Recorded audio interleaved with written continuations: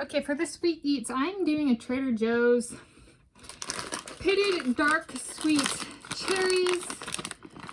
And I'm going to do 1 serving size, so I even brought my little scale and bowl. And I put my bowl on the scale and I make sure it's set to 0 grams, and then I put the food in. And when a scale is set to 0, it's called tearing. So I tear my scale. And I did it well before. Yesterday made sure it was right when I weighed my rice checks. And then this morning I made sure it was right when I weighed my English muffin. And so now I'm making sure it's right when I weigh my cherries. I got a little fork. And so these are, I've eaten these, I think I started eating this product like as part of my diet, like just normal diet, when I lived in California. So I started living in California in 2015, and it wasn't too far after that. But it did take me a little bit to get around to Trader Joe's, so maybe like a 2016, 2017 started eating these, if I had a venture, I guess. I don't. And so it was a serving size was 155, and so they're dark sweet cherries. There's also like Rainier cherries, which come from the Mount Rainier area in Washington State. So these are dark sweets. So I'll weigh it out, and then I let it thaw a little bit. So I've just been storing these in the fridge, and 1 serving is 155 grams and 90 calories and 0 grams of fat. And so here's 1 serving size. I'll take. I have this to catch any moisture from my cherries. Yes. And then I got, so as they thaw a little bit, they don't have to thaw too long, but I guess I can test one out and see how long they need to thaw. They're a little bit harder. So here's what it looks like. Oh, they're already pretty soft. Our freezer has a set, like, setting, but depending on the weather and temperature in the house and stuff, it can kind of fluctuate how like frozen our foods are. And so it's softer, but can wait like a minute. Any updates I have come up with? So my writing and publishing, the FINA in 2022, that's the International Governing Body for Aquatic Sports, not technically the world governing body because it doesn't include all countries. So if it was world, it'd be 100%, but they decided to change their name to World Aquatics. Anyway, in 2022, and they're in the progress of rebranding. Their website still is fina.org, FINA.org. So it hasn't quite completely rebranded.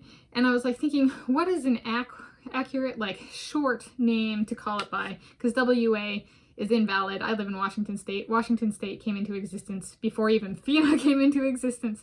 This century, right? So, Washington State came into existence the century before FINA came into existence, 1800s versus 1900s. And then World Aquatics came into existence in the 21st century, so 2 centuries later after Washington State. So I was like, WA isn't appropriate. Let's retain chronology here and authority on age. For me, anyway, like other people might not. But I've decided to call it WAQWA. WAQWA. Kind of like Aflac, you know, WAQWA. So WAQUA. So it's like World Aqua, World Water, World Aquatics. So there's an update. Other update, well, I guess it's kind of related to cherries. So I used to watch Top Chef. And there was a 7 Deadly Sins challenge. The first time a chef named Marcel was on Top Chef, and then he came back for an all-star season, if I'm recalling correctly. And then the first time through, he used cherries. He was assigned lust as like his 7 deadly sin, and he used cherries.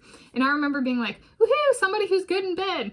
Right? Like, cherries are a perfect, like, if somebody's, it's a refined, like, good in bed taste kind of thing. In my experience with me and my hubbies, me and my soulmates, me and my men kind of thing. And then he got so much crap about it, and I was like, well, clearly those other people aren't very good in bed, and they don't know what lustful food is. But yeah, if he likes Russia, he's invited to cater. Let's do a cherry cake or something. My Andre and I wedding, or my Evgeny and my public wedding, if we ever have a public wedding. I will say, attendance is restricted to people people who have supported Ukraine in the Russia-Ukrainian war. So in the time of the Russia-Ukrainian war, so like 2014 and more recent, people support Russia. Yay. They can be invited to the wedding.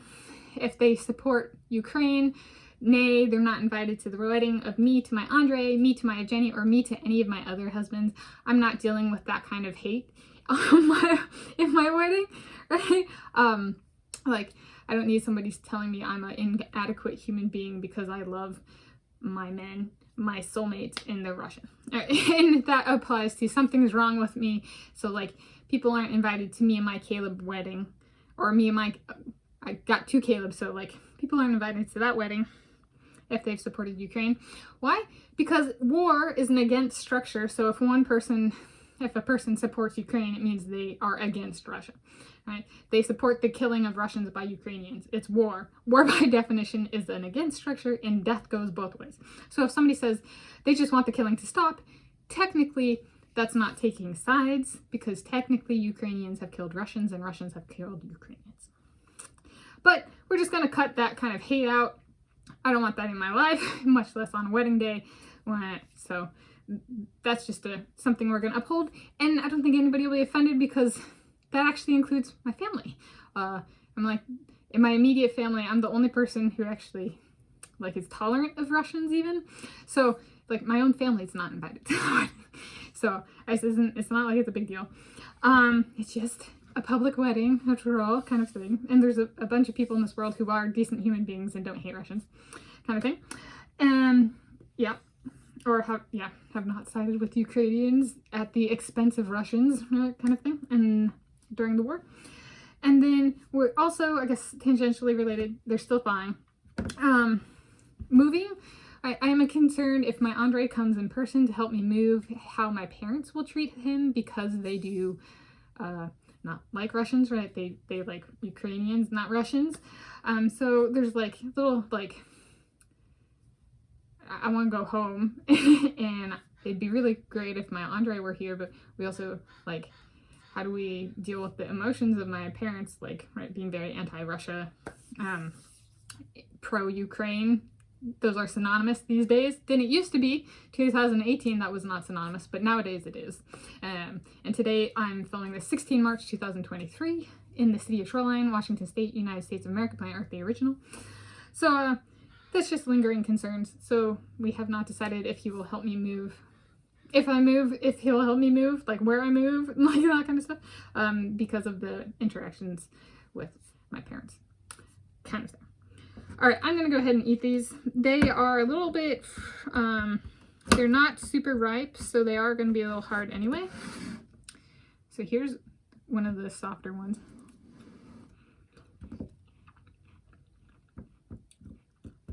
I have found this product to be very variable. And like if I rate it out of 10, which I will, it can be very variable, the rating I give the cherries.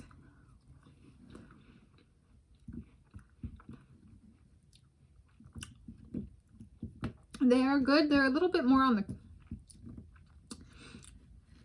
like crystalline frozen side, which tends to mean underripe with this product. I do eat things frozen, like frozen foods frozen, or slightly thawed. That one was better. I like them when they're a little bit softer, not so like crystalline, like the fruit is crystallized a little. Like, I don't chew ice.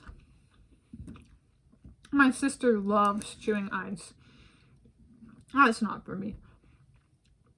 So, like, I don't like my fruits crystalline when I eat them frozen. I thaw them a little.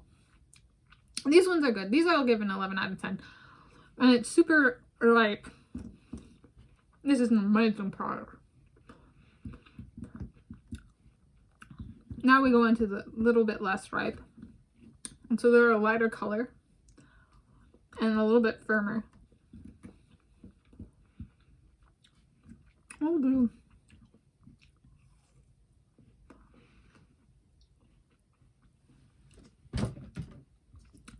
Can also tell a little bit about the product from the color of the flesh. So that one is a little brown.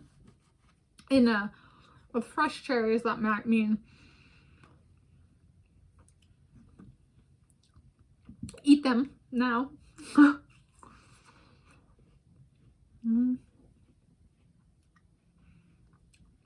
I'm not bothered by this. Sometimes cherries have a bit of a white flesh. Like I think Rainier cherries, like it's a whitish yellow flesh. Here's like a stereotypical dark cherry. So it's a deep red, deep purple red. So those are, the other ones I'm going to give like an 8 out of 10. Which might be the lowest rating we've got on Sweet Eats. I don't remember if I rated the dirt cake though. The Lunchables dirt cake. So, of the like 2022 and more recent, I think, no. But the whole thing might be, well, we'll see. I'm getting a little bit of a brain freeze.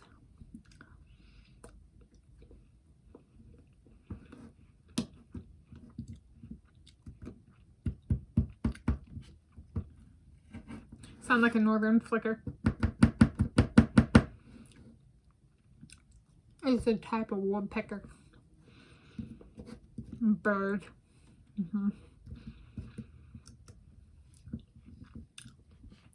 It's cold.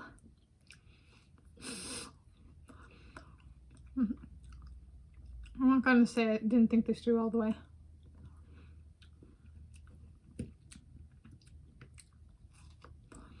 I just didn't think through how long it needs to thaw.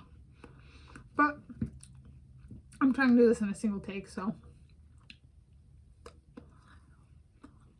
in the spirit of YouTubing, I'm getting a brain freeze. Something fierce. It's been a long time since I've had a brain freeze. Like maybe 2021.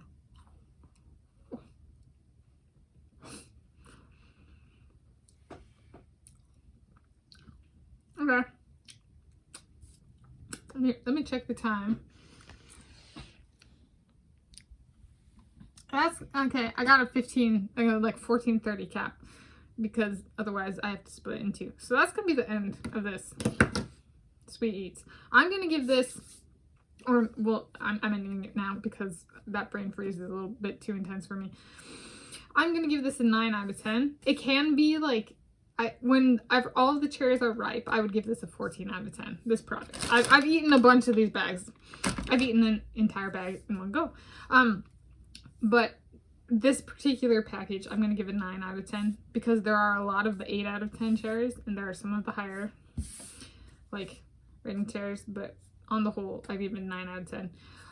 I do enjoy this though, and it's a good. I enjoy cherries kind of thing. So happy Sweet Eats of Trader Joe's Pitted Dark Sweet Cherries.